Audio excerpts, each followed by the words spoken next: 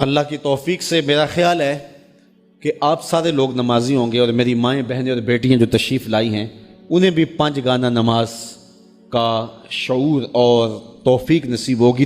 آج ہم یہاں سے عزم کر کے جانا ہے کہ ہمارے خاندان میں، ہمارے رشتہ داروں میں، ہماری اولادوں میں اگر بدقسمتی سے کوئی بے نمازی ہے تو آج عزم کر کے جائیں کہ وہ بے نمازی نہ رہے۔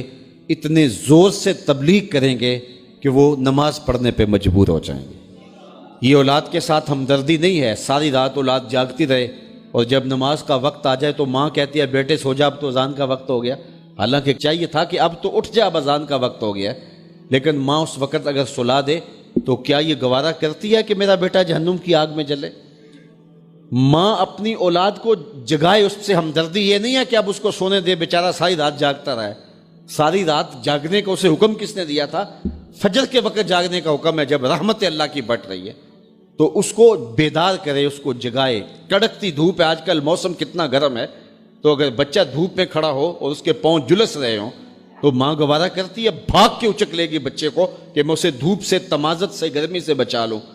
تو کیا حشر کی کڑکتی دھوپ میں بیٹا پسینے میں شرابور ہو اور وہ پسینہ آگ سے بھی زیادہ گرم ہو تو کوئی ماں یہ گوارا کرتی ہے؟ یقیناً نہیں کرتی۔ تو نہیں کرتی تو اس کو اپنی اولاد کو 5 گانا نماز کا خوگر بنانا ہوگا۔ نماز کی توفیق اللہ سے مانگو۔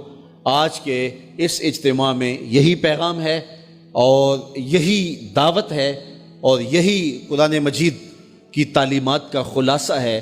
1 بار نہیں، 2 بار نہیں، 10 بار نہیں، 20 بار نہیں، 100 بار نہیں، قرآن و حدیث کے اندر 750 مرتبہ نماز کا حکم آیا ہے۔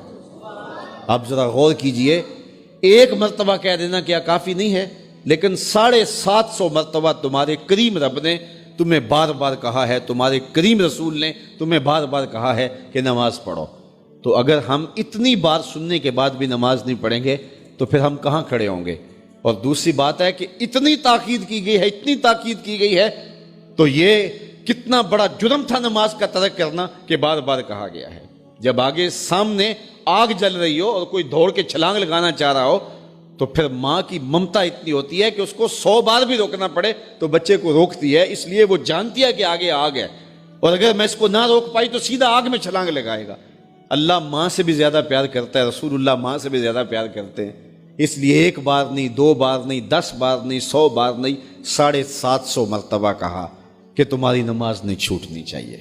تو سونے سے قبل 5 انگلیاں بھی گن لو اور 5 نمازیں بھی گن لو۔ یہ عنوان تشنا رہ گیا، چونکہ وقت کے دامن میں اتنی گنجائش نہیں ہے، تو میں جو کہا گیا مجھے امید ہے کہ یقیناً یہ آپ کی روحوں تک اترا ہوگا۔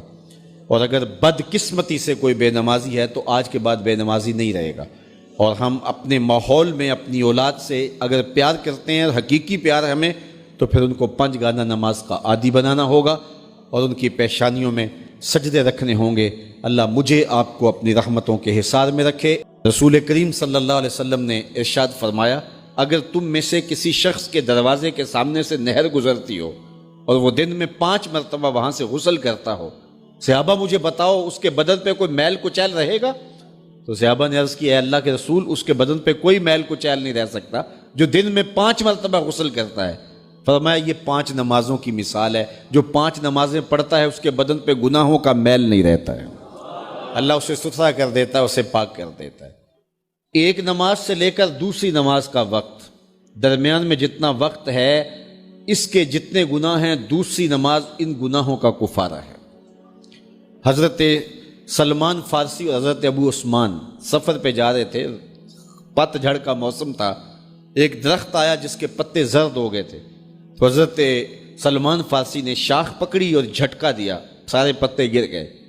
تو کہا، ابو عثمان تو نے مجھے پوچھا نہیں کہ یہ میں نے کیوں کیا ہے؟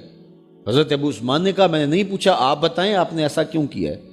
تو حضرت سلمان فارسی کہنے لگے، ایک دن میں رسول اللہ کے ساتھ تھا، سفر پہ تھا، ایسے ہی ایک درخت آیا جس کے پتے زرد ہو چکے تھے، حضور نے شاخ پکڑی، جنبش دی، جھٹکا دیا، پتے گر گئے۔